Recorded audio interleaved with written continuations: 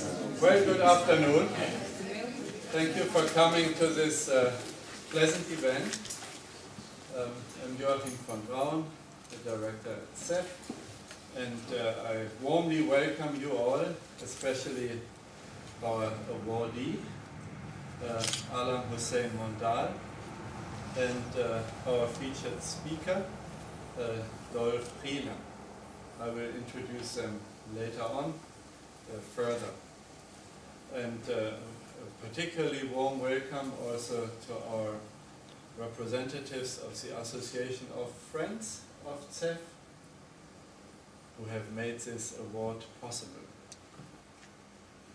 When I talk to outsiders about the secret of ZEF, I always point to the key role that our doctoral students play for bottom-up innovation at ZEF.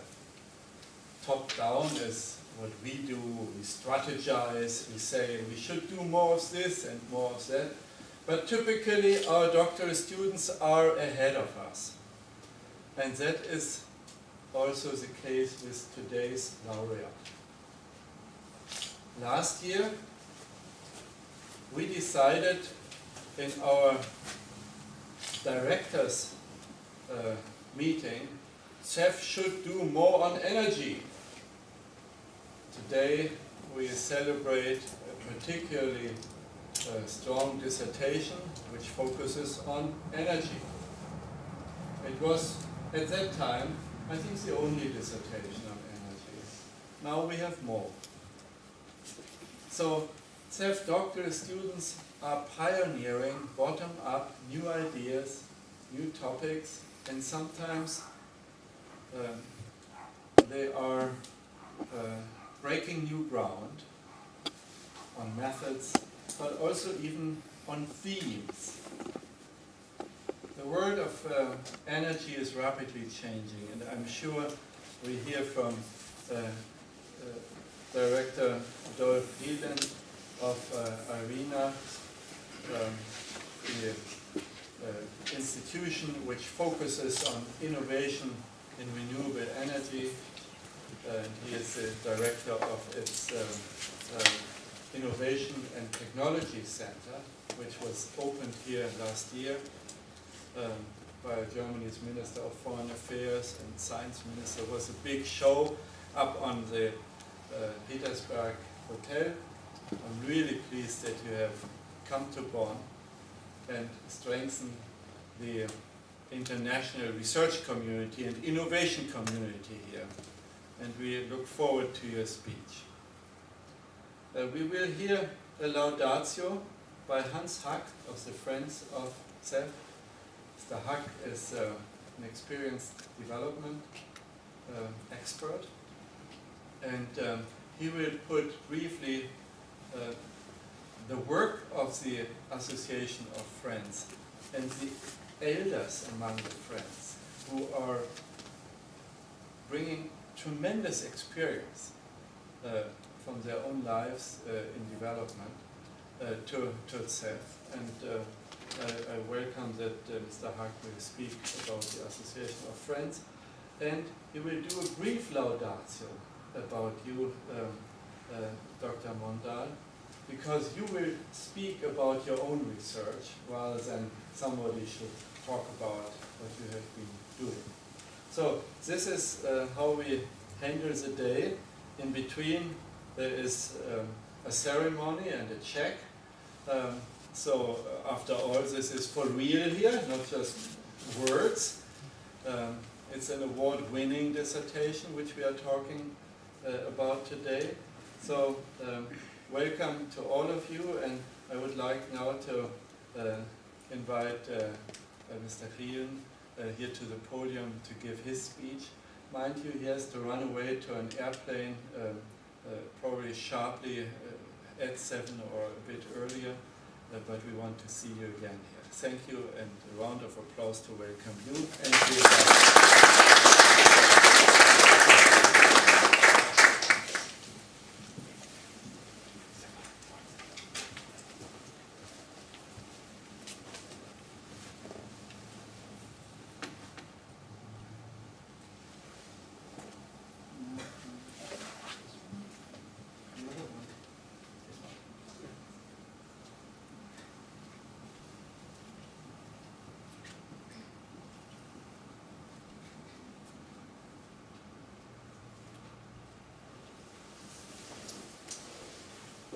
First of all, thank you very much, Professor von Braun, for these nice words, and thank you very much for the invitation to you and to Dr. Dinnig.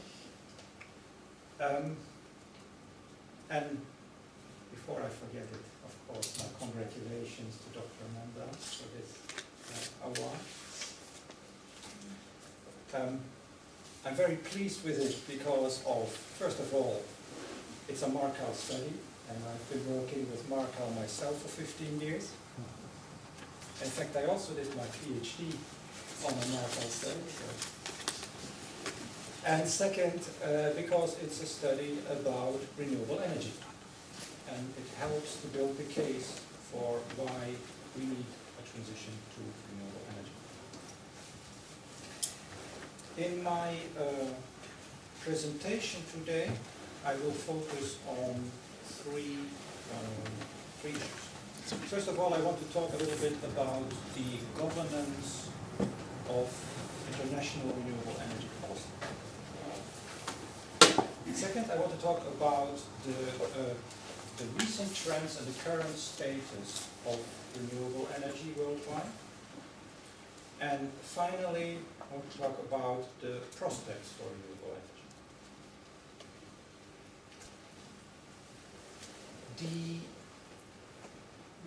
We've started a process worldwide for an energy transition. It's not the first energy transition, it seems these things come in waves, and it looks like we've entered a new wave. Energy is a funny material. You cannot, well, if it's cold you can grasp it, but if it's electricity you cannot really grasp it. It's something that comes out of the plug. And usually for the consumer, it doesn't really matter where the electricity comes from as long as it comes. So in that sense, it's a difficult product. It's a difficult sell for an energy transition.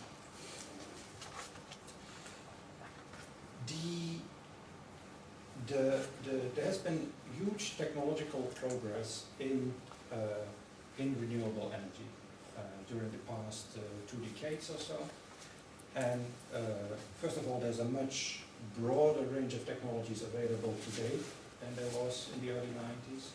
Second, the costs have come down tremendously to the point where renewable energy can now compete with traditional energy. But when I talk to policymakers, they're not so much concerned about the economics, the microeconomics, the business case. They're more concerned about the macroeconomic benefits of renewables. That's the main driver. And it depends a little bit to which policymaker you talk, in which part of the world, what the main interest is in an energy transition. If I talk to policymakers in Africa, they tell me we don't have access to modern energy. And we want to get access to modern energy as soon as possible. And if renewable energy can help to achieve that, then we'll use renewable energy. Last week I talked to a policymaker from Saudi Arabia. You might say Saudi Arabia and renewable energy. That seems a strange combination. But Saudi Arabia has now put a plan in place to build 50,000 megawatts of renewables, which is about a third of the total capacity in the coming 20 years. And the drivers there are twofold. First of all, they say, well, if we continue the way we're developing now, in 20 years we will need all our oil we produce for power production, and we have nothing left to export. And second, there is a huge young population looking for jobs. And perhaps this can be a strategy to create new jobs. And this argument about jobs and economic growth through renewables is an argument we hear in many countries. It's very different from Europe where climate change is very high on the list of priorities. So, depending on where you are, it's different.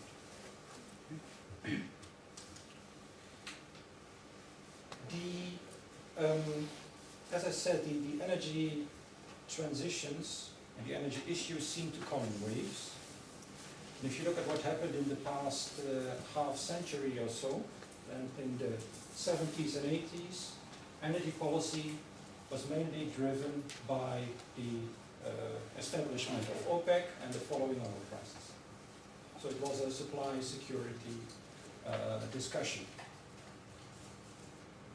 Then in the 90s, there was certainly a strong technology development, and a lot of cheap gas became available, and there was heavy focus on a transition to natural gas. And then slowly in the 90s, climate change became a much more important issue, and the bulk of the greenhouse gas emissions are related to the combustion of fossil fuels. And the debate seems to be changing again. The climate debate is a bit stuck. And let's say the smallest common denominator to which countries can agree is that there's important benefits to energy efficiency and there is important benefits to renewables. And therefore, most of the efforts now are focusing there.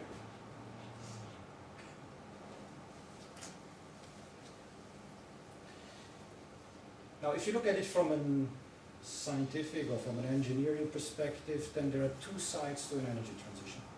There is energy supply and there is energy demand. And on the supply side, the bulk of the energy is going into power generation.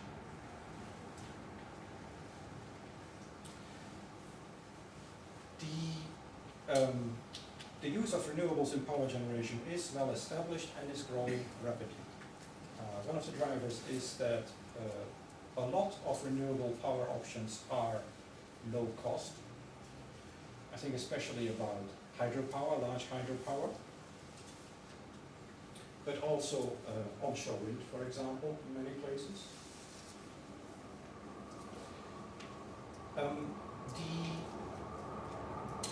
The main issue for a transition there is how do you transport electricity from locations with a good resource to the centers of demand.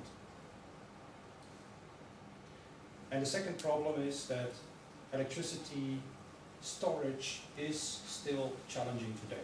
The main electricity storage technology is pumped hydro, and there is about 140 gigawatts of pumped hydro worldwide.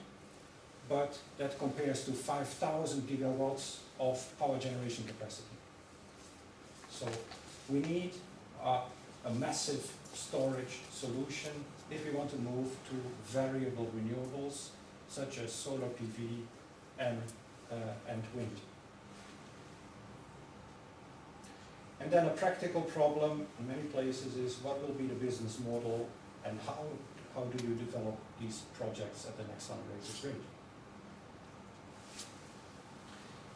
Now, a discussion about renewables becomes very quickly, usually within 1 or 2 minutes, a discussion about power generation. And I think that's a bit regrettable, because there is that huge other part of energy use in the end-use sectors, which is not electricity. So it's heating and cooling in cities, it's various energy-intensive industries, and it's the transportation sector. And finding solutions in these other end-use sectors is much more challenging, and that perhaps also explains why there is not so much policy attention there, because it's not immediately evident how to have an energy transition in these sectors.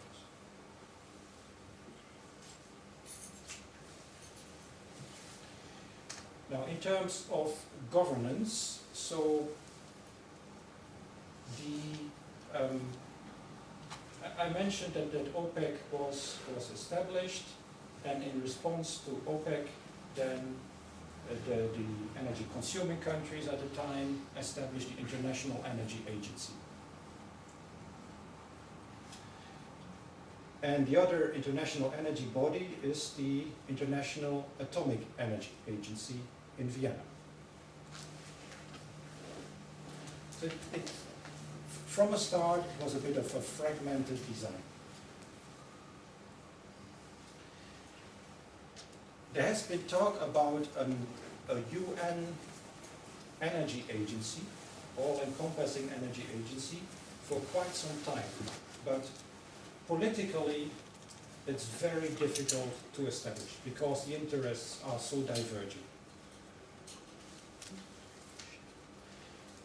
And as renewable energy became more and more important, there was more and more of a drive to have an international body to talk about renewable energy.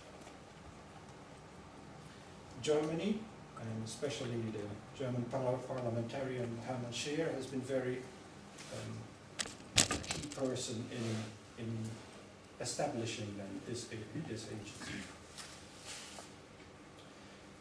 So it's an intergovernmental agency. So the members are countries, and the countries use this as a platform to talk about their renewable energy policy.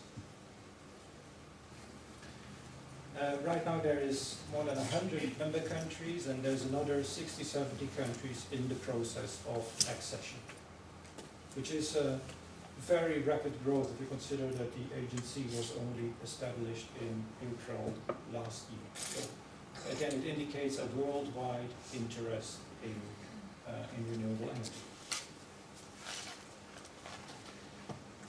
IRENA focuses on all 6 forms of renewable energy: biomass, geothermal, hydro, ocean, solar and wind. And for hydro we're quite pragmatic. We consider not only small hydro but also large hydro. We say it is renewable, we can have a discussion whether it is sustainable. But that's a different discussion. The headquarters are in Abu Dhabi, and our Innovation and Technology Center is here in Bonn. We're located in the building of the BMU, so next to the Maritime Hotel. And total number of staff is right now about 100 for the whole agency.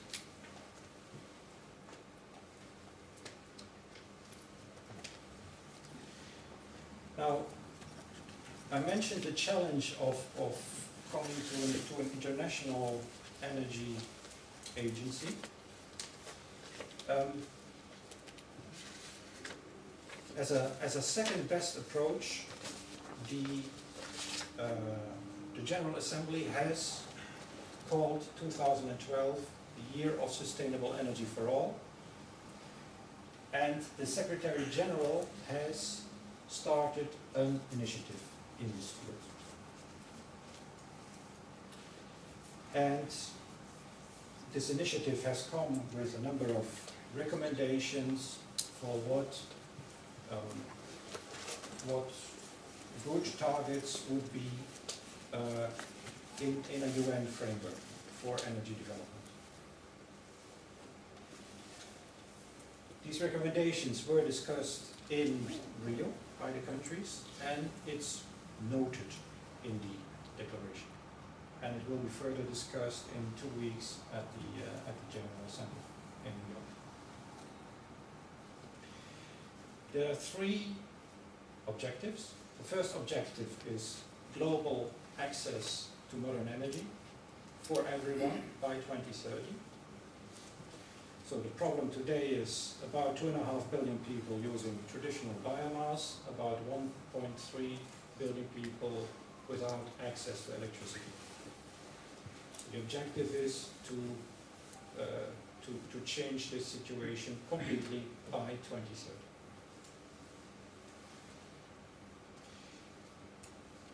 That's very much a discussion for South Asia and for Africa, because that's the 2 regions where most of these people live. The other 2 objectives are more driven from a climate concern, if you like. The first one is doubling energy efficiency improvements. So, past decade, the average energy efficiency improvement rate was around 1.2% per year. Idea is to double that to 2.4% per year by 2030. And finally, the third objective is a doubling of the share of renewable energy in the global energy mix by 2030. Now, these objectives have been defined, and there is a call for initiatives that help to meet these objectives. So, the Bank of America has committed 55 billion in investments, and Brazil said they're going to invest $235 billion. So, all big numbers. The question is a bit, how much of this is really additional? And so that is something that needs to be clarified in the framework of the baseline report and the monitoring, reporting and verification framework. The second question is then, okay, you have these high-level objectives. How do you really operationalize these? What does it mean for countries? What does it mean for sectors? And so we've started a discussion with our member countries, what they see as a viable strategy roadmap to achieve these targets. And we had a first meeting last week on this with the countries. Now, part two of my presentation is on the status and the trends in renewable energy. So, it depends a little bit how you calculate the share of renewable energy. There are a number of methodologies, but according to one of these methodologies, the share of renewable energy today is 16%. And about half of that renewable energy is traditional biomass, which is used for cooking and for heating. In the electricity mix, about 20% of all electricity is from renewable energy, but 4/5 of that is from hydropower. So there's a lot of talk about wind, PV, etc., all these modern forms of power generation, but in the total global electricity supply, it's still relatively modest, but rapidly growing. Then in transportation fuels, biofuels are widely used. Of course, it's a controversial theme, different opinions on that, but today about 4% of all fuels for road vehicles are biofuels. It's about a little bit over 100 billion liters per year. And then the last market category is renewables in heat generation. Now, if you exclude this traditional biomass, then the share of renewables in heat generation today is not that high. Our estimate is it's less than 5%.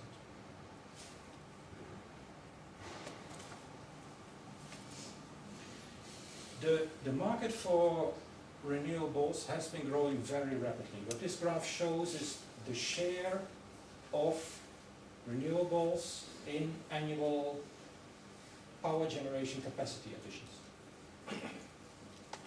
So, about a decade ago, about 20% of all capacity additions every year was renewables, was mainly hydropower. And so that percentage has increased very rapidly, and today more than half of all capacity addition is renewable. And if you look at the mix, so today wind is the largest capacity addition, 41 gigawatts in 2011, followed by hydropower, 30 gigawatts, and solar PV, 28 gigawatts. So the total is more than 100 gigawatts of renewable power being installed every year worldwide. Because the capacity factor for these different power technologies is typically slightly lower than for fossil or for nuclear plant, it does not mean that half of all new power that is generated is renewable. It's slightly less in terms of terawatt hours than in terms of gigawatts. So there is still significant room for further growth. And if you look at the individual technologies, so this is a graph for wind capacity, the cumulative installed wind capacity. And so you see a very rapid growth of the installed capacity. Today, about 250 gigawatts of installed wind capacity, and so we're adding about 40 gigawatts a year. So for wind, it will double in 5-6 years.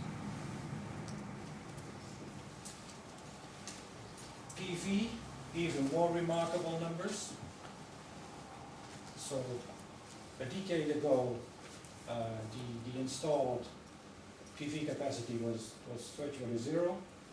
Today, nearly 70 gigawatts of installed PV capacity. And as I just showed, going up by about 30 gigawatts a year. So, very rapid growth, and it means we'll double again in installed capacity in 2 to 3 years. I mentioned doubling because there is an observation that there's a relation between cost reduction and cumulative installed capacity. Each time when you double cumulative installed capacity of a technology, it can be power generation, it can be airplanes, or it can be something completely different, then the costs go down by a fixed percentage. That has been observed across a very wide range of technologies. And so for PV technology, the observation for the past 40 years is that for each doubling of the installed capacity, the costs go down by 22%. Now, on top of this cost reduction relation, of course, there is market fluctuations. One year the market is good and the profit margin is high. The next year producers are making a loss, and the prices can even be below that learning curve. But general trend, 22% reduction for each double. What this graph also shows is that the bulk of the installed capacity today is in Europe. And so this is also something that is now gradually changing. Other markets are now growing much faster. And I'm very curious what will happen to the Japanese market in the coming year, because Japan has just established very generous feed-in tariffs, roughly twice the level of Germany.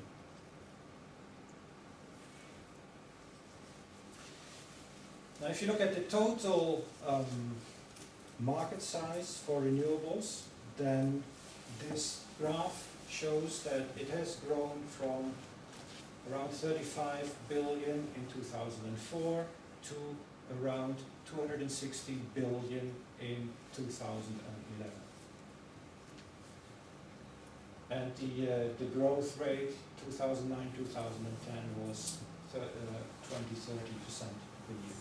So this is a rapidly growing market, and therefore this is also an attractive industry to be involved in. From a policymaker's perspective, I'm not talking about the German PV industry, which has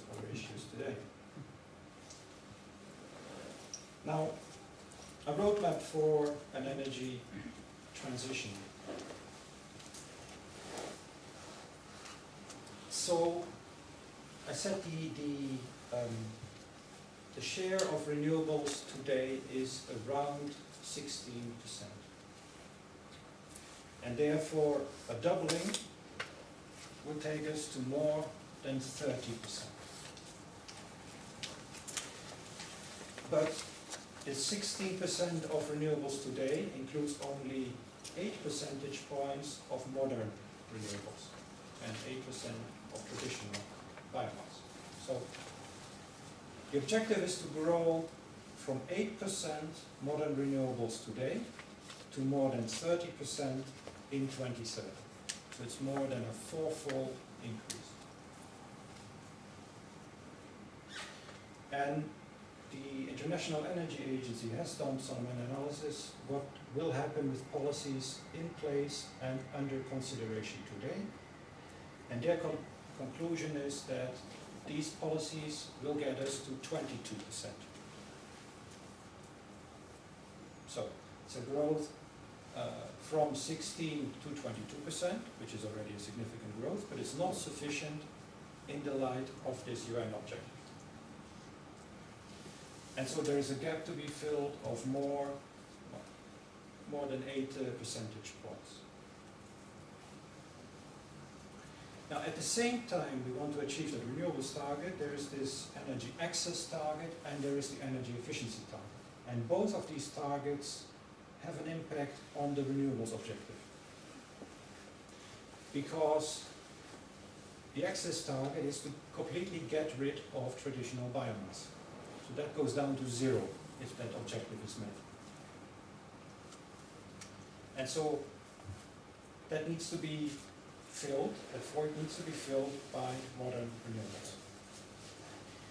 At the same time, the efficiency target is important because the lower, let's say, the higher the efficiency is, the lower the energy demand will be in absolute terms.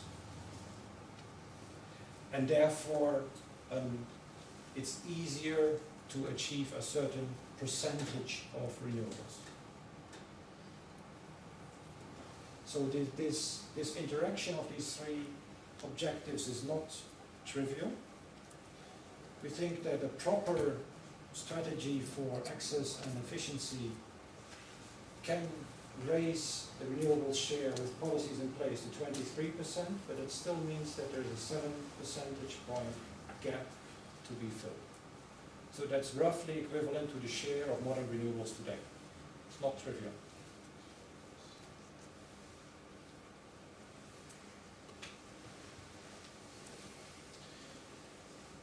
Now, Germany is, of course, a very good example for how to do an energy transition. I'd say a lot of people, a lot of member countries ask us, what's going on in Germany? Is this real? Are they going to succeed? So, I don't know. But I can tell you what has happened so far.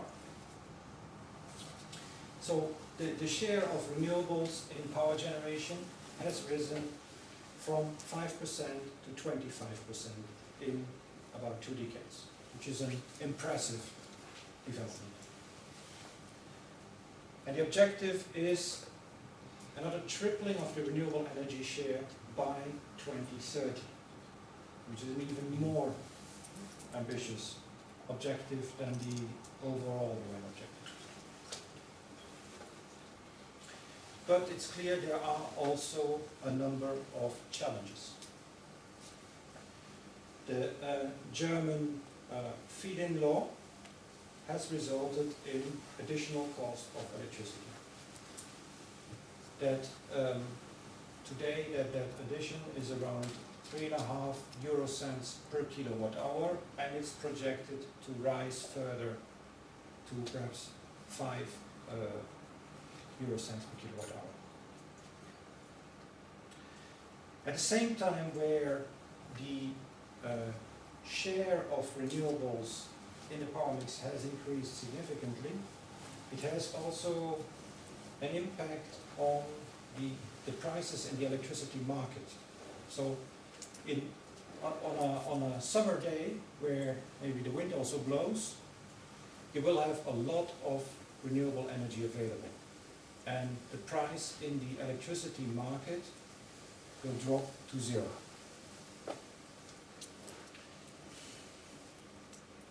The feed-in law fixes the price of electricity that is paid to the producers of renewable energy.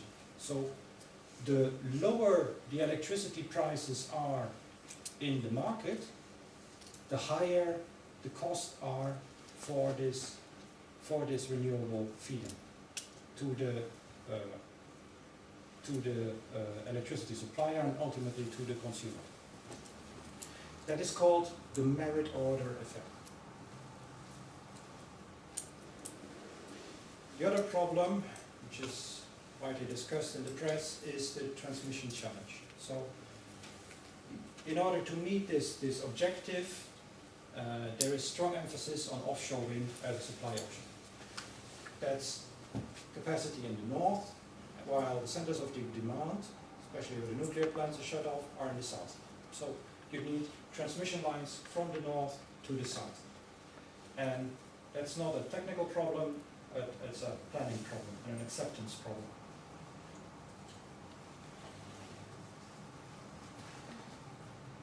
Apart from linking this supply with demand, I mentioned the issue about large-scale storage. And today, pumped hydro is the only available large-scale storage option.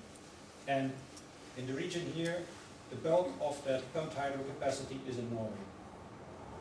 So that also means that you need to do much more significant links between the supply then in northern Germany and the storage potential in Norway. Then there is a planning challenge. The power system, German power system, is about 140 gigawatts of capacity. But the states do their own renewable energy planning, and all of them are ambitious, and they have already planned 150 gigawatts of renewables by 2022. So more than the total installed capacity in Germany. So there's an urgent need for coordination of funny things will happen in this market. There will be an oversupply. One of the strong points of the German model is that it's very much a community-based model. So in Germany there is 1 million power plant owners today. There's no other country with such a broad ownership of power supply. But at the same time you need to balance that with centralized decision making, for example for the infrastructure and for the matching of supply and demand.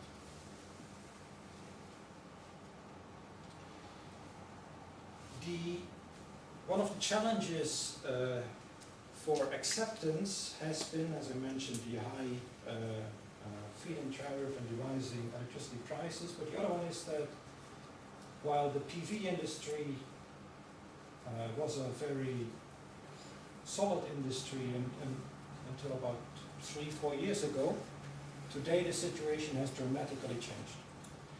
The prices of PV modules have collapsed by more than 60%, and most of the German producers cannot compete. So new large-scale factories have come on stream in China, and because this is a field where there is such rapid technological development, a plant of 10 years old is a plant which does not have the capacity where you can compete. And of course this significantly weakens one of the arguments, one of the policy arguments for supporting renewables, because you can then question, well, is it really the job engine you were looking for? Or through this policy, are you creating jobs in China?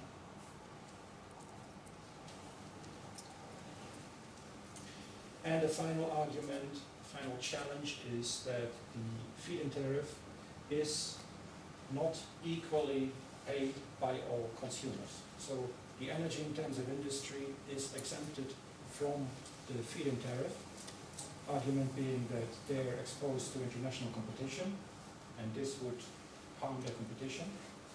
But the consequence is that a smaller number of consumers have to pay the whole feed-in tariff, so they have to pay more per kilowatt hour. All of this was power sector, but the other challenge, of course, is that also in Germany, an energy transition is not only about the power sector, it's also about the end-use sectors. And the progress there is, say, not as good as in the power sector. The biofuel, the E10, the mix of 10% ethanol into gasoline is controversial and not very popular with the public.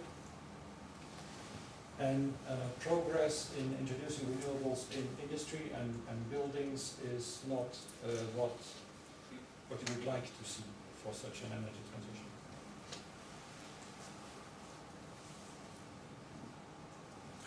So, from Germany back to the global perspective, what would be needed to achieve this doubling objective? First of all, you need an accelerated uptake of efficiency, as I explained. That's beneficial for renewables, for the renewables share. Then the share of renewables in power generation has to at least double worldwide. The consumption of biofuels needs to increase by a factor 3 to 6, which of course has its own planning and sustainability challenges. The share of renewables in industry sector has to double, which means more biomaterials, but probably also more renewables for low and medium temperature heat. The major challenge is in buildings because of today bulk of the renewables in buildings is this traditional biomass.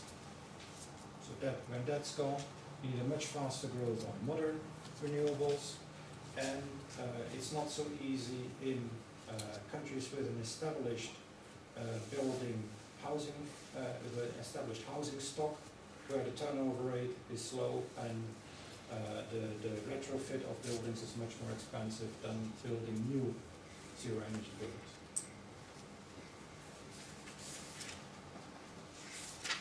There are some other options. For example, you can raise the share of electricity use in the total final energy mix.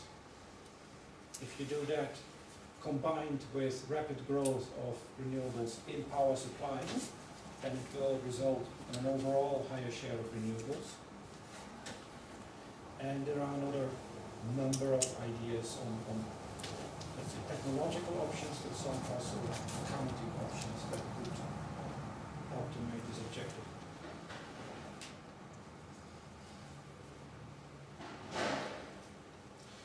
So the renewable use in end-use sectors will be essential for meeting this overall objective.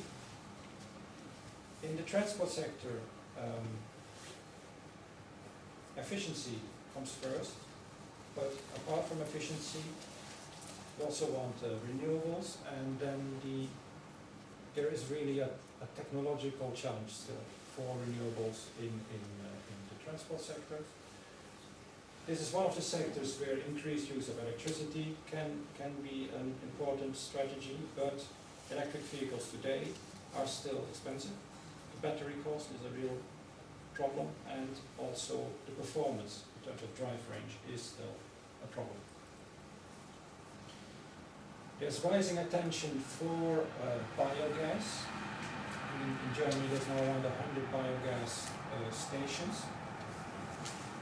So biogas from anaerobic digestion, which is processed into, say, synthetic natural gas, which can be used in combustion engines.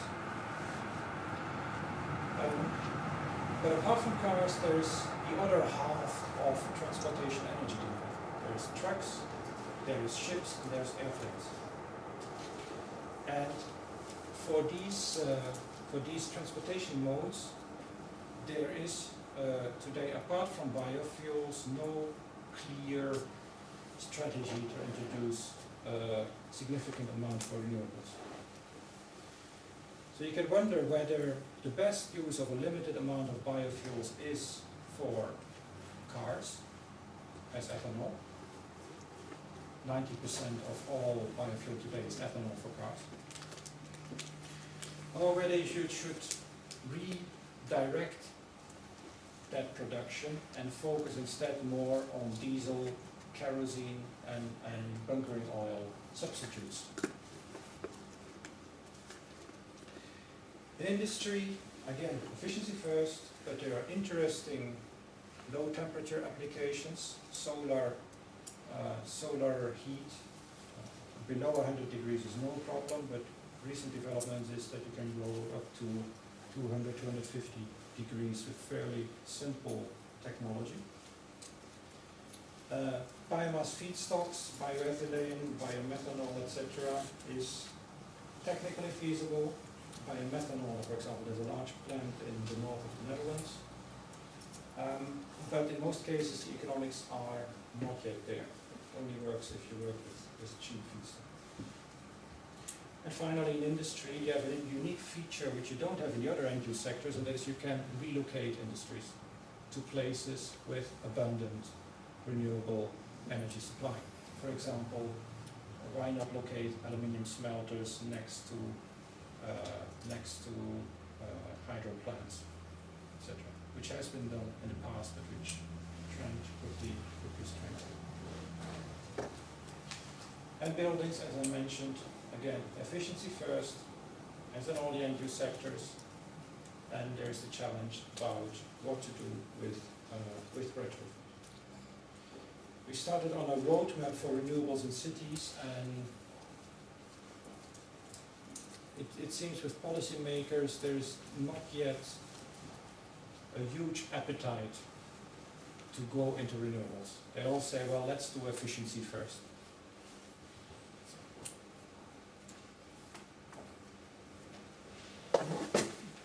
So in terms of cost, renewables can compete with diesel-based power generation anywhere. And that's a major driver in, for example, island states, but also parts of Africa. Then hydropower, most cost-effective supply options with still a significant potential, especially in non-OECD countries. Onshore wind, very, very low cost. The last auction last year in Brazil, 60 US cents per, so 6 US cents per kilowatt hour for the most expensive project that was selected. And so that was cheaper than natural gas.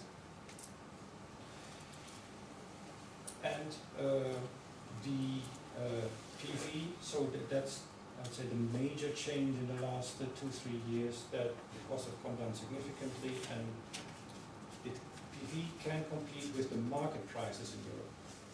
But keep in mind that, for example, in Germany, the market price includes, I think, about 7-8 cents of tax. So it's a bit, it's not yet purely competing based on LCOE. So the other technologies, further cost reductions needed, and also further technology needed. And of course, apart from supply technologies, you also need the transmission and distribution and storage technologies. So system integration is also increasingly important as the share of variable renewables goes up. Now this is a graph for the Pacific. Of course, it's an extreme case, remote islands, expensive diesel as only a supply option today, and virtually all renewables options are competitive today in this market. So that's why all these islands are now actively increasing their share of renewables.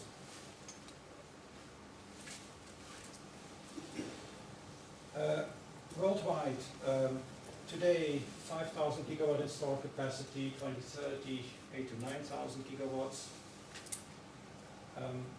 We think that about half the installed capacity in 2030 can be renewable in a business as usual scenario, so without major changes in cost. That will include about 1,500 gigawatts, perhaps more, of hydro, 1,000 gigawatts of wind, 1,000 gigawatts of solar PV, and maybe significantly more solar PV.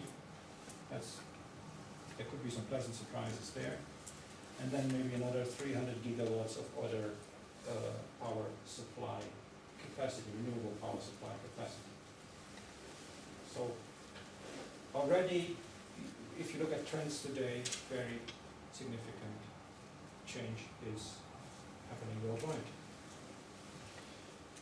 Now, last Thursday and Friday we talked a bit to the islands. We had an island summit in Malta, and as I mentioned, they're very interested because of competitiveness. They're very interested because today 10-20% of the GDP is spent on oil imports, which is not sustainable. And we see these islands as important cases, as important lighthouse projects for an energy transition. We think the world can learn from islands because the grid issues are kind of magnified in such small grids, and we have now started a large program in this area.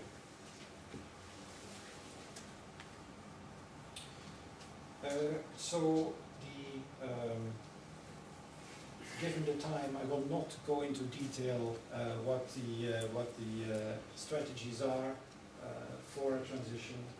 Key point I want to make is that as you go to higher shares of variable renewables, it gets increasingly complex, the engineering challenge.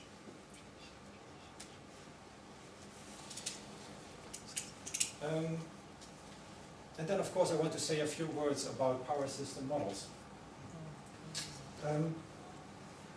There are a number of different types of power system models. There's what's called the technology-rich bottom-up systems engineering models.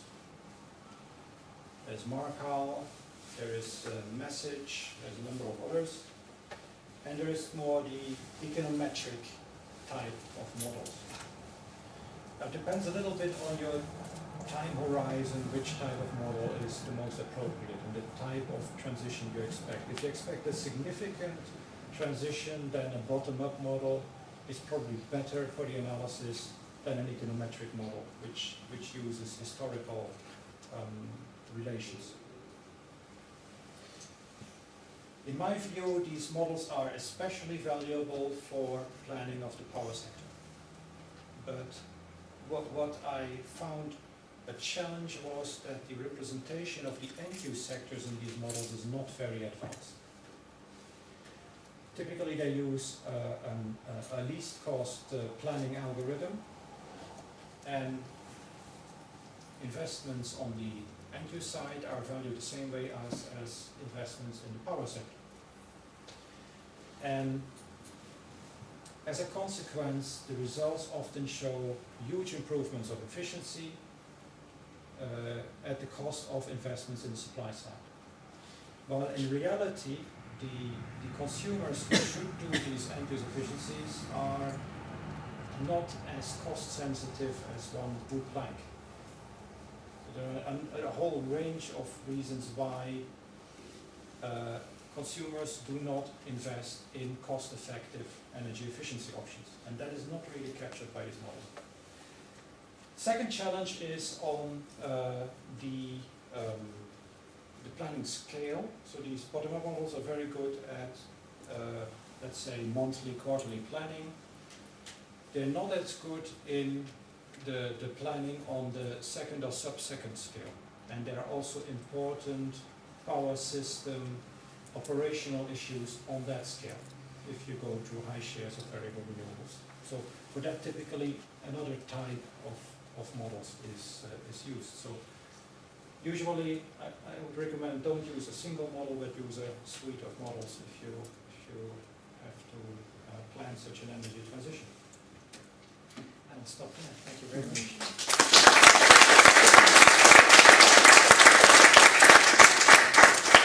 Thank you very much. Thank you so much for your presentation, Dr. Gielen. I think it was an excellent introduction into the world challenges around innovation in energy. One or two questions, why not? I appreciate that you closed with sort of an introduction to the modeler with some remarks. I note that we have an energy and heat problem in the room, but you're doing well. Go ahead. Yeah, thanks for your presentation. I have a question regarding the employment generation potential of renewable energies. Specifically, whether you, from your point of view, or you could elaborate, whether that would be a level effect of introducing a new technology which creates some new jobs in the beginning, but then once those plants are installed and you might need less people to manage them, or whether you see that as a job machine which will last for several decades. I'd say we're more cautious about the job benefits of renewables than some others. It will very much depend on the type of technologies. If you, probably in my view, bioenergy will be the renewable energy technology with most job creation, because you will continually need labor to produce that biomass. But if it's a fully automated PV module factory, I'm not so sure that it's better than a coal-fired power plant in job terms. Of there may be significant other benefits. But what is true is that most of the renewable technologies have only upfront cost, and they don't have fuel cost. So there can be an effect that the jobs are transferred from the future to the present if you have a transition to renewables. You should stand there. I think there's a camera observing.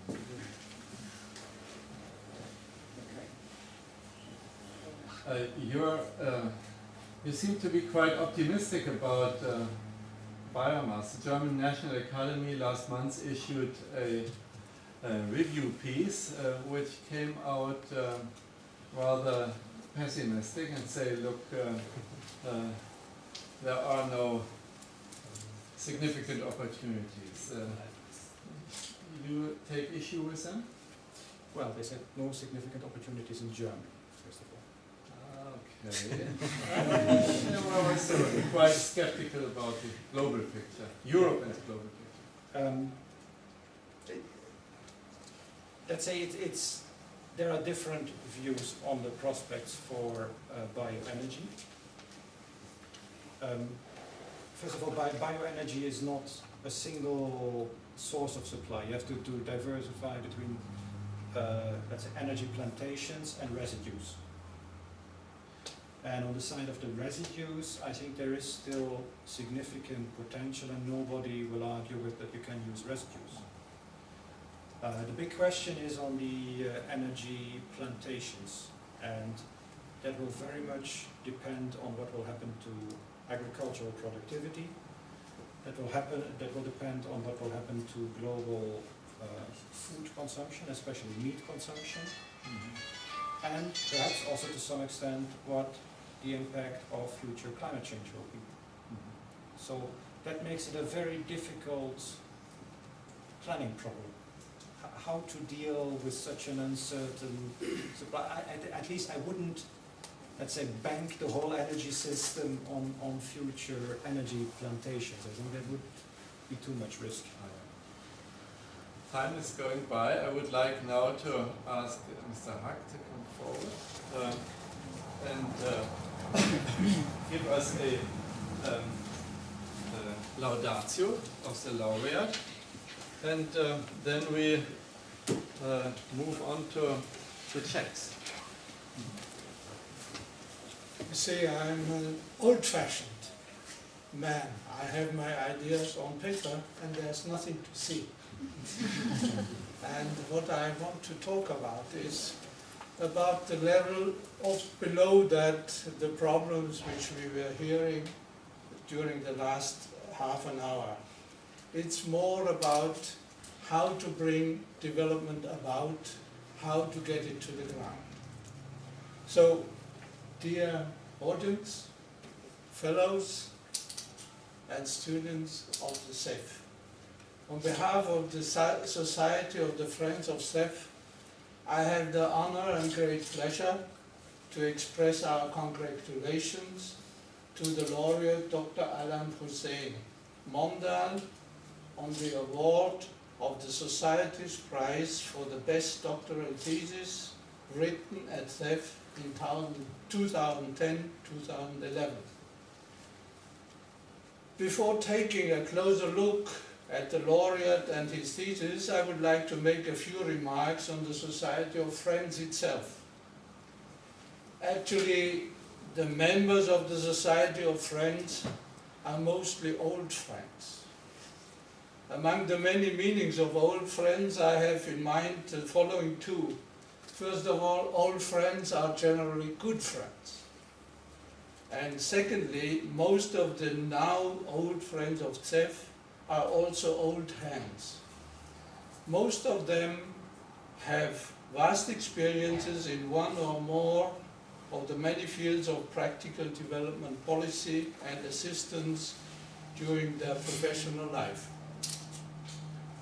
Some decades ago, when most of the old friends, including myself, started to be active, the main paradigm of development policy was to transfer and adopt proven practices and technologies from more developed areas to lesser developed ones.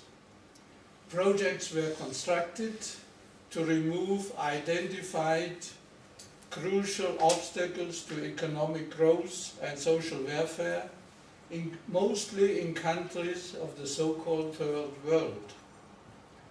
The problems as well as the remedies were mostly identified and often applied through external foreign experts who were in fact mostly learners rather than experts in the matters.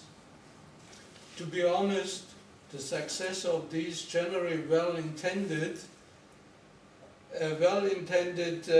procedures was rather mitigated and sometimes nil.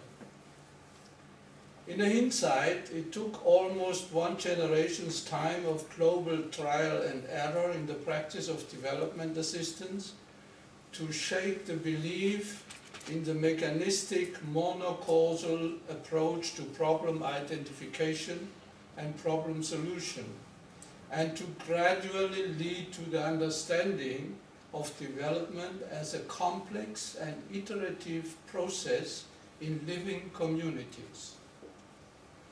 A directed development process is driven by the interaction of multiple known and controllable factors, but also a great number of intangible ones specific to the particular social, local and political environments. In that respect, I do not want to enter further into the conflicting areas of processes versus projects in development society. This is another subject.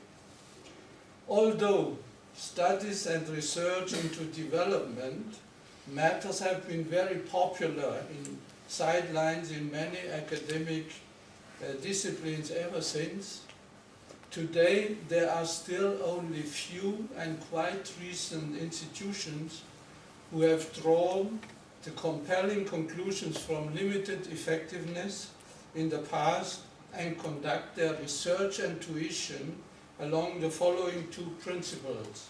First, induced development needs genuine, integrated and multidisciplinary research into the complex dynamics of change in any kind of human society. Second, it needs qualified members, insiders, in the given social environments to make effective use of the research results and bring the intended changes about. Dear audience, you are certainly aware that ZEF responds exactly to those two principles. ZEF conducts a long time missed integrated research into development and its doctoral program qualifies those above mentioned needed insiders called upon to carry out development in their respective home countries or other future places of responsibility. Our laureate, Dr. Mondal, surely it may be considered as one of those outstandingly qualified insiders. Born in 1972, Dr. Mondal is exactly of the same age as his home country, Bangladesh. He went through primary and secondary education during the especially difficult period of the first years of his country's independence after the split of the two Pakistan. I may personally add that from the time of 75 to 88, we have been working in that country, mostly in the food line. He sat for BSc in Electrical and Electronic Engineering in the Rajai University in Bangladesh. The following 10 years of employment in research and planning in the Bangladesh power sector provided a solid base of practical experience and enabled him further to successfully perform past graduate studies in Germany, earning a master at the University of Flensburg in 2005 and finally a PhD at ZEF in 2010. The full title of Dr. Mondal's prize-winning doctoral thesis is Implications of Renewable Energy Technologies in the Bangladesh Power Sector, Long-Term Planning Strategies. Energy available is one of the severest challenges at present and more so in the future among the many other heavy environmental, economic and social burdens Bangladesh has to tackle with. Dr. Mondal's thesis takes a closer look into the future energy supply of his country with a focus on renewable solar and wind energy sectors. As binocular into the future, Dr. Mondal developed a genuine energy system model in order to analyze his country's alternative technological options for the next 30 years. I must confess to largely miss the finer points of the used algorithm and its mathematics, but better men than I must have checked these procedures and found them trustworthy and likely to truly simulate and approximate respective future potentials. The most striking result of the thesis is the unexpectedly important part of renewable energy which could contribute to Bangladesh's future energy mix, and nonetheless to have a most welcome side effect on environment protection. It may well be considered as a major eye-opener and signpost for future renewable energy policies in Bangladesh. I trust that in this following speech, Dr. Mondal will give more ample and more competent details on his work. As we have seen a global look at the global stage of renewable energy, let us see that many countries, developed or less developed, are actually wrestling with the problem of energy transition. especially how to make the best use of renewable energy in the face of ending resources and environmental threats, the more so after Fukushima.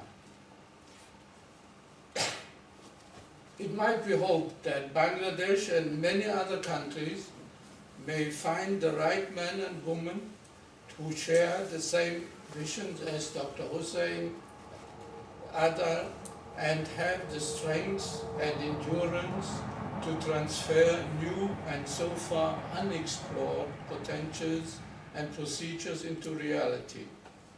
It might be quite cumbersome as we experience at present in our own country. Dear Dr. Mondal, once again our congratulations on your performance and all the best for your professional future, which may be a bright one. Thank you.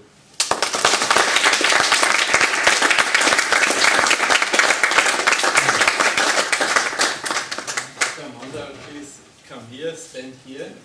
I ask also the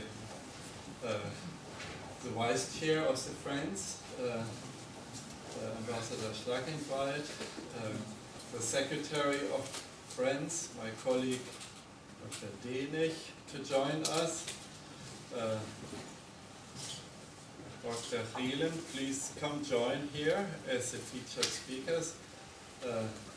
Hag, please, as laureate. There come flowers. Well, we are a research institute, so ceremonies are done quickly. We rather give speeches on things. So this is the documentation, the Friends of ZEF herewith award the prize of the best dissertation of the years 2010-11 to Dr. Hossain Mondal for his thesis. The text was read before, signed by Dr. Manske. Where's Dr. Manske? Here he is. He needs to be here, the father of the doctoral studies program. Dr. Denich and myself as the secretary and the chair of the Association of Friends. So please hold this.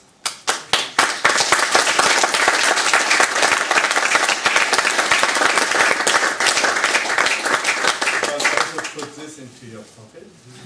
This is the award of 1,500 euros. Here are the flowers. Don't let them make the money wet.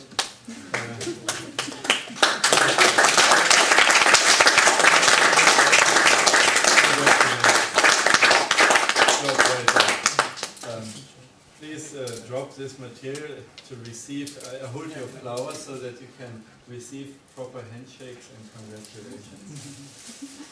It's very interesting. No. Congratulations.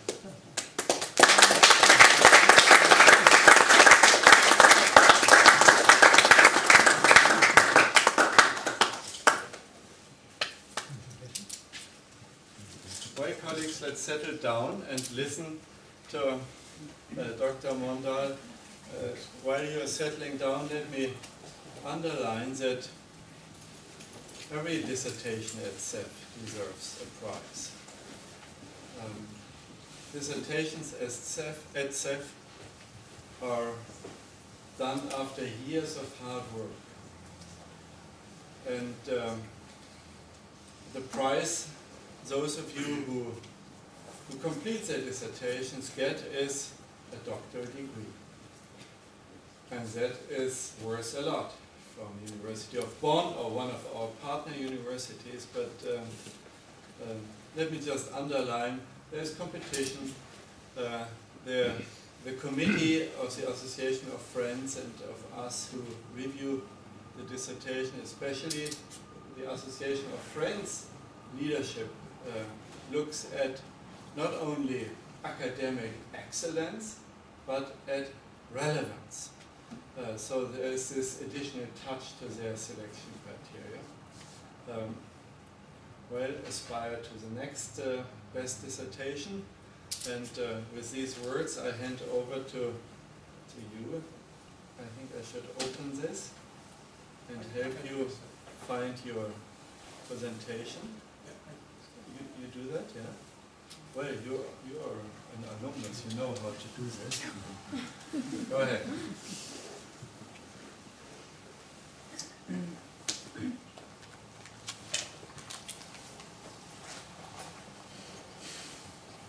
Good evening everybody and welcome to my presentations. Before going to my presentation, I would like to thank you all for being here today. Especially, I would like to thank Association of ZEF Friends and ZEF, of course, to giving this award and the best doctoral thesis awards. It's really, today I am excited. Actually, during my defense, I was simply, I have taken it as normal, but today really I am excited to get it, to achieve it, to earn it. Anyway, I should not forget to, my gratitude should goes to Professor von Braun, Professor Flake, Dr. Manfred Dennis, Dr. Manske, and Mrs. Jabel for their valuable contribution during my study at ZEF. Of course, I should not forget the DAD who has given funding for my PhD study. Also, they have given funding for my master's study when I was in Flensburg University. So, I'm going to my presentations, and title is Implications of Renewable Energy Technologies in the Bangladesh Power Sector Long-Term Planning Strategies. It is a work about energy policy, focusing renewable energy technologies, how to integrate these technologies in the power supply mix. So I will tell you a brief description about background of energy, what is the present situation worldwide, and then I also tell you about the Bangladesh power sector, as I have done a case study for developing countries like Bangladesh. So I will give, I will tell something about renewable energy potentials for electricity generation and electricity demand for next 30 years. And the one model, as Dr. Gielen has said about the Merkel model and optimization model, I developed Bangladesh Merkel model and applied for different policy scenarios. And finally, we will give conclusions. So, we know nowadays the measure of development in a society of today is depends on energy consumption. So therefore, energy is recognized as critical input parameter for national economic development. Just I will give some key points. And energy demand still made by fossil fuels, is mostly from coal, oil and gas, almost 80% the total energy. More than 40% of total CO2 emissions comes from power generation based on fossil fuels. Also, the global warming about 0.2 degrees Celsius per decade is projected by Intergovernmental Panel on Climate Change for a range of emission scenarios. So if we look at the generation statistics worldwide, almost 70% power generation comes from fossil fuels. And it's interesting to go back, like installation capacity was about 2,000 gigawatt in 1980. It has now almost 5,000 gigawatt. And importantly, it should be noted that in next 20 years, the expected demand for electricity would require the installation of the same power generation capacity that was installed in the over the entire 20th century. This is very important. And also important to note that a decline of the fossil fuel reserves has been observed during the last few decades. So, if the current rate of energy consumption is continued, the coal may last about 117 years, and oil 46 years, and gas may be last about 60 years. And also important, the amount of uranium in the world is insufficient for massive long-term deployment of nuclear power plants, although it has negative impacts to manage the radioactive waste, and also the investment cost of nuclear power plants are increasing due to meet the safety criteria, standard safety because of the natural disaster and other things. So it's very clear. So sustainable development issue is more than ever raised, and stimulating the search for sustainable energy development paths. The sustainable energy development paths should include clean technologies, renewable energy technologies, energy efficiency, and innovative technologies. And these type of technologies, or feasibility of this type of technologies for long term, can be analyzed only using energy model or environmental model or energy economic model. So there are important roles for applying this model. International Energy Agency, International Nuclear Energy Agency, IPCC, all the organizations are using models to forecast, not to see the future certainly, but to see the insights into implications of energy technology options that can be pursued by the nation or globally. So now I'm going to Bangladesh power sector to see the feedback a little bit and why I have chosen this research. So the figure shows the demand supply gaps in recent years, and the demand supply gap is increasing year by year. So most of the power generated from gas-based power plants, about 80%, and only 42% of total people have been connected to the national grid, and the other resources is very limited. Even government has target by 2020 they will give the electricity for all. But renewable energy potential can meet their to meet some demands in the near futures.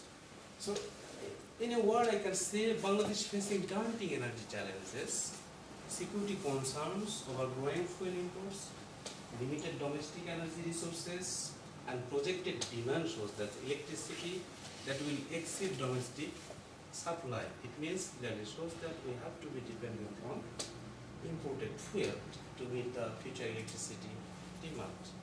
Based on the few challenges, my main research objective was to examine the potential contribution of renewable energy in future power supply mix. Other objective was, let's say, assessment of renewable potentials for electricity generation, projection of electricity demand for next 30 years, also develop the Markle Bangladesh scenario database that can be used for further policy analysis, and the growth of technologies for next 30 years. So I applied different methods and techniques for my analysis. It looks a bit complex, but actually it's not complex, it's very simple. In the middle where I have highlighted is a Markle methodology I applied for the main work, for the main research. The upper one, this all are the inputs for the Markle. And the inputs, the renewable energy resources, conventional energy resources, electricity demand, future energy demand for different sectors like household, industry, agriculture, even different technologies, conversion technologies, the other factors, all are inputs. I have used different models and techniques to assess the renewable energy technologies that can be developed or installed in Bangladesh. The upper limit I have assessed is some estimation based on different models. So all things goes to this model. Then I develop different scenarios. First I develop the base scenarios as usual. Base scenario represents the current energy and economic dynamics.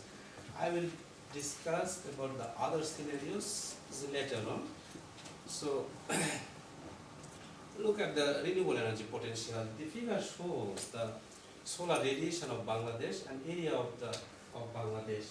The most area, the highest potential area, about 94% of Bangladesh areas is renewable potential is really good potential, and average sunny hours are more than 6 hours, and annual mean radiation 0.2 kilowatt per meter square.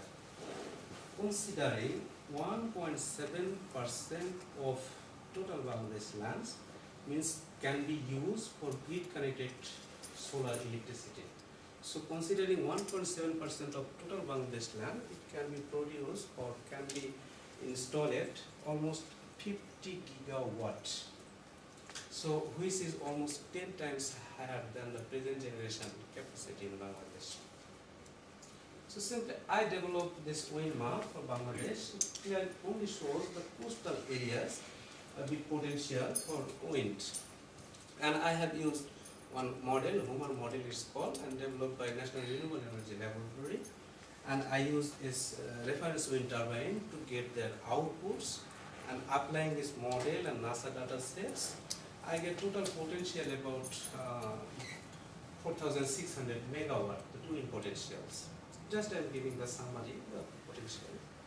And also the biomass and hydro, this is a limited potential biomass and hydro. Biomass is too much biomass we have, but biomass is being using for agriculture and household purpose, so there is limitation. Only bagasse-based rice husk and municipal solid waste can be used for power generation up to 600, and large hydro potential is only 550 megawatts.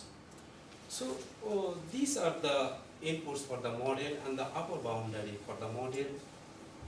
So, and for the demand, I have projected the demand for 6 sectors: urban household, rural household, commercial, industrial, other sectors, and agricultural sectors also, using long range energy alternative system planning tools. This is very useful tool to project demand.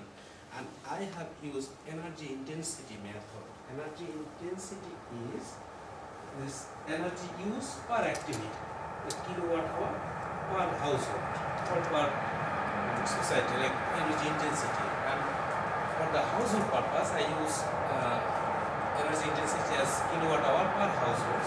For industry or other sectors, I have used the energy intensity unit is kilowatt hour per GDP for that sector. And all factors that are anticipated in the near future, I have changed over time, I have considered it, like urbanization, population, electrification rate, lot of things I have considered it, which are related to energy demands. And also I have considered I have developed 3 scenarios: low GDP growth scenarios, average GDP growth scenarios, and high GDP growth scenarios. These are goals to Merkel as an input.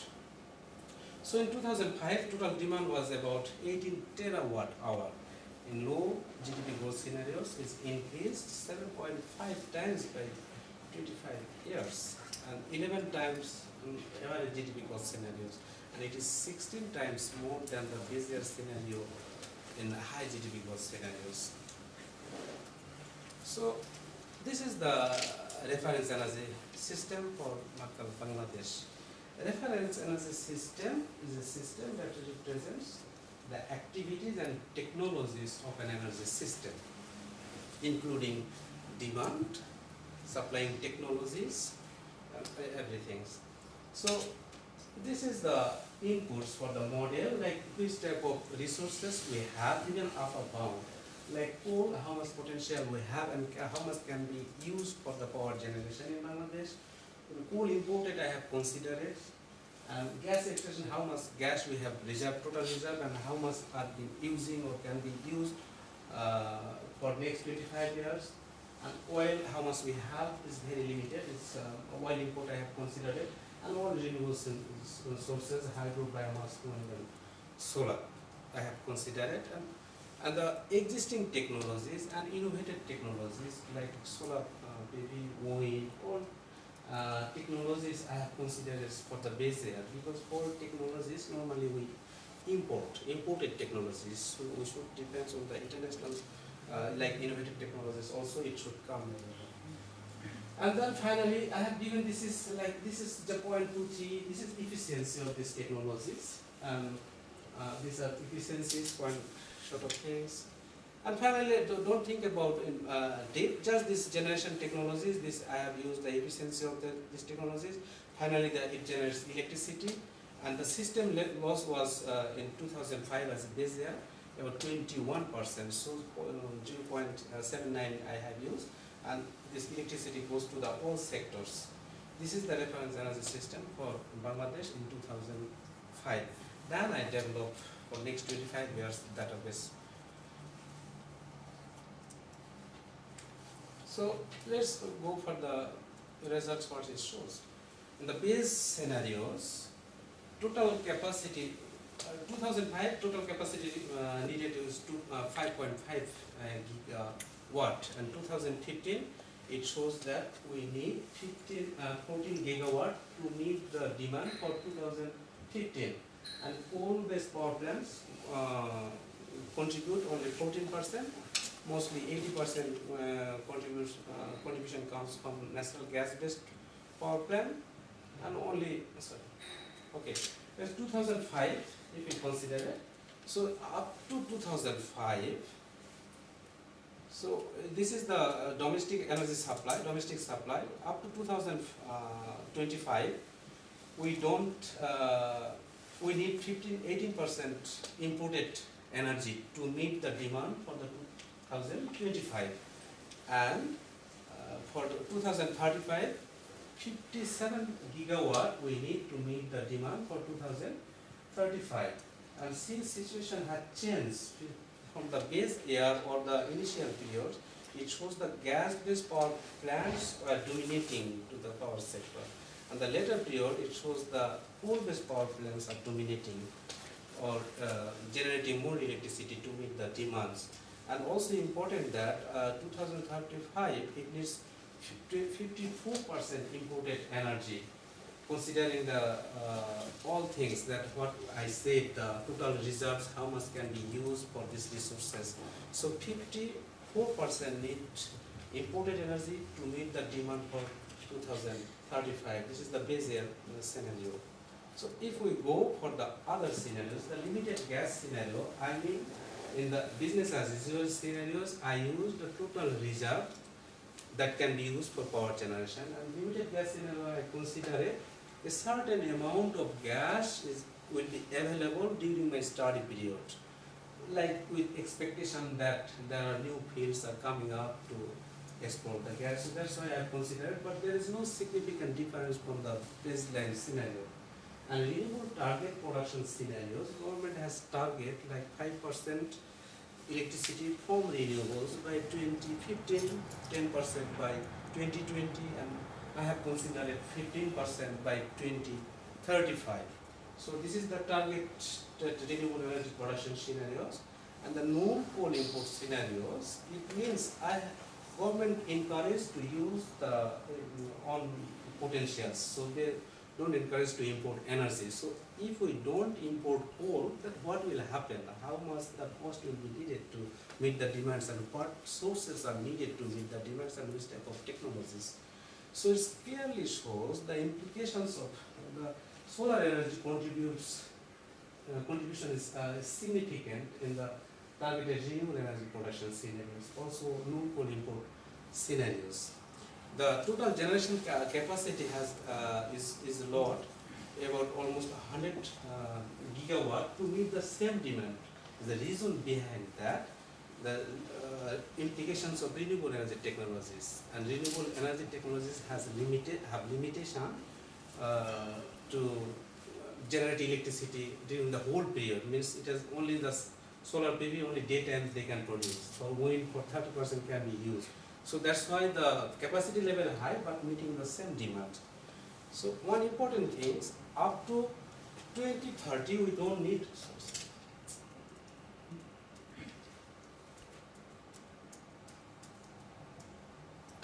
Up to 2030 we don't need imported energy to meet the demand.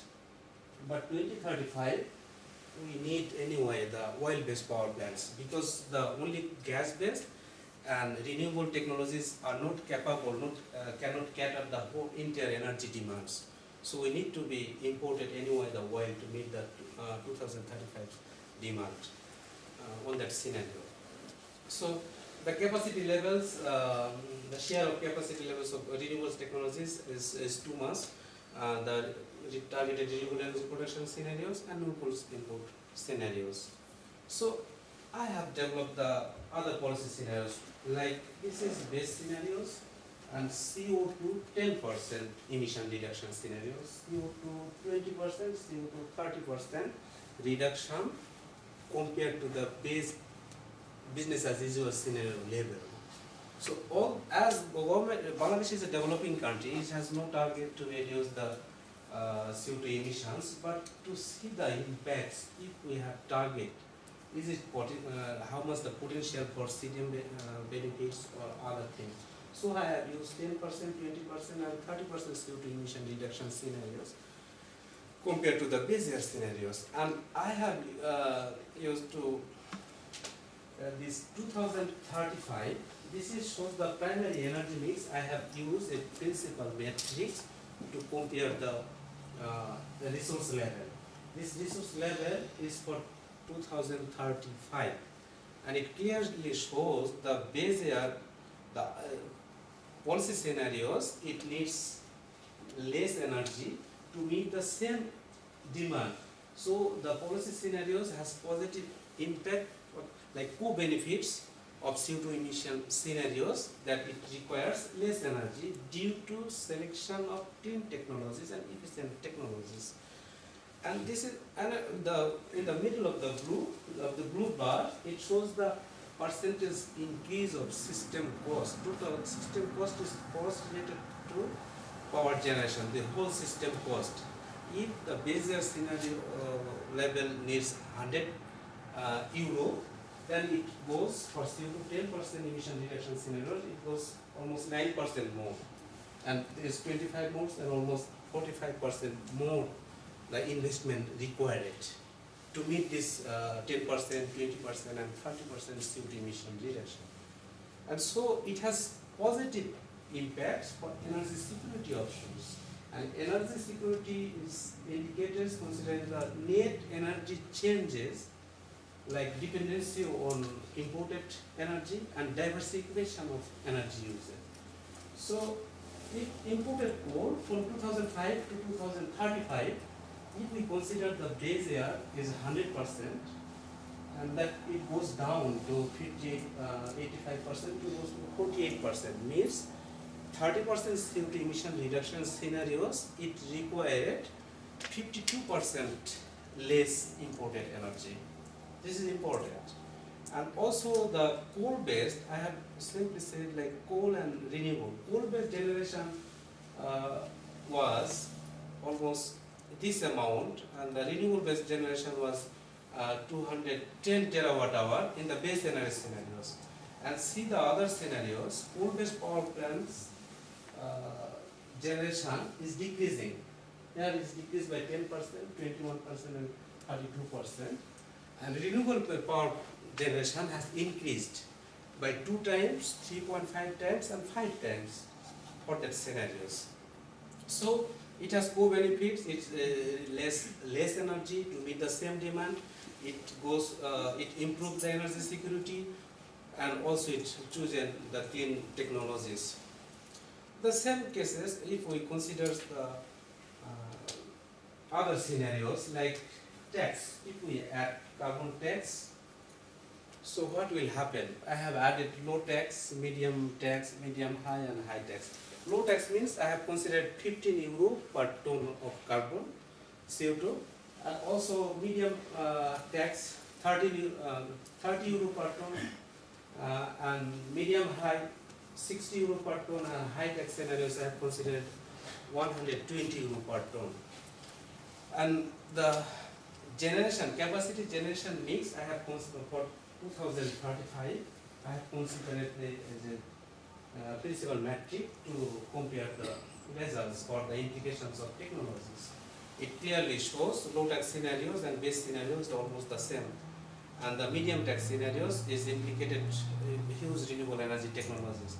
And medium high and high tax scenarios, it is almost the same. From these technology selections figures, it clearly shows this and this policy are not useful, because this one up to this one is viable to impose the policy, the carbon tax, because if you add even 300 euro per ton, it will not consider more renewables. because it has already saturated by medium tax scenarios. And generation capacity levels are high because of these implications of renewables. And the same like the increase of system cost. System cost has increased almost the same for base like only 0.4%. This is about 9%, and this is scenarios has increased the system cost if we consider the carbon tax to reduce the carbon tax. So this scenario also has positive impact for the energy security issues. Coal and oil import depends use for the base scenario, if we consider it 100%, it goes down to 15%. The first row is so coal and oil. So total energy use means imported energy. And the emissions also, it goes down the emission up to 42% compared to base year is 100%. So it has this type of policy scenarios has have positive impact for the energy security or environmental issues to contribute to global climate change. So these are the summaries. So what is the robust scenarios? The accelerated deployment of renewable energy is the best solution. What I found, the dependency on fossil fuel imports decreases by 34% compared to the base scenario, and it contributes to an increase in the total system cost about 13%. The increase in total system cost for reduction of CO2 emissions is about $15 per ton. So this is comparatively less in developing countries like Bangladesh. And other things is the investment in new and efficient higher capacity coal, gas-based combined cycle power plants and solar PV power plants are more economically viable than running even the existing plants, as they have very less efficiencies. In the later period, in the after 2025, primary energy supply system would diversify from a coal-dominated system to one with a greater use of renewable resources. The energy security enhanced due to reduction in the primary energy requirement over all the policy scenarios. And Bangladesh will not be able to meet the future energy demand without importing energy. However, the alternative policy policies reduce the burden of imported fuel, improve energy security. The increase in total system cost for reduction of CO2s is between $8 to $23. So this is relatively cheap compared to European Union's CO2 emission reduction cost. And renewable energy technologies especially play an important role in achieving acceptable energy security in Bangladesh. Final remarks I have, it would thus be attractive for developed countries, so-called Annex 1 countries in the UNFCCC, to invest in renewable energy technologies, specifically in solar PV in Bangladesh, to reduce their polluted CO2 emissions defined in the Kyoto Protocol through clean development mechanism. Thank you.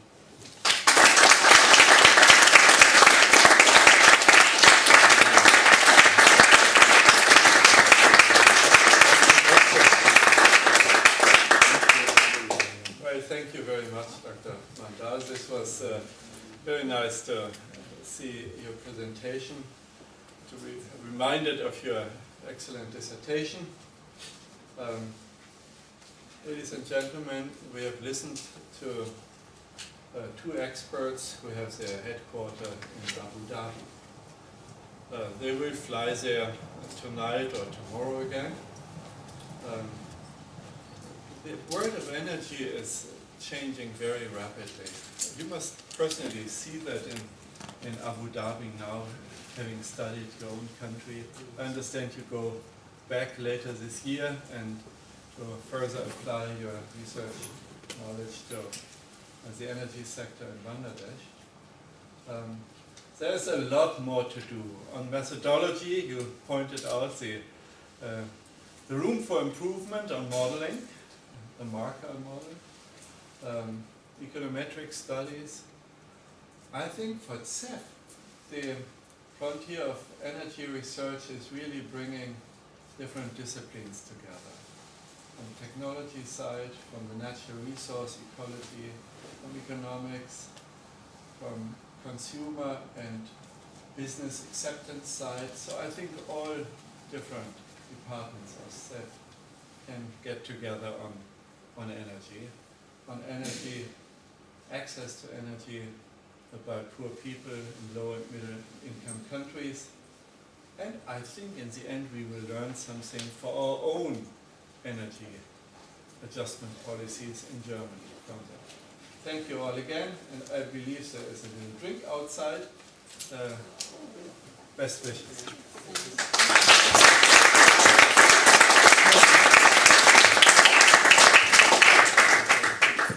So everybody is invited to have a beverage and a snack. Thank you.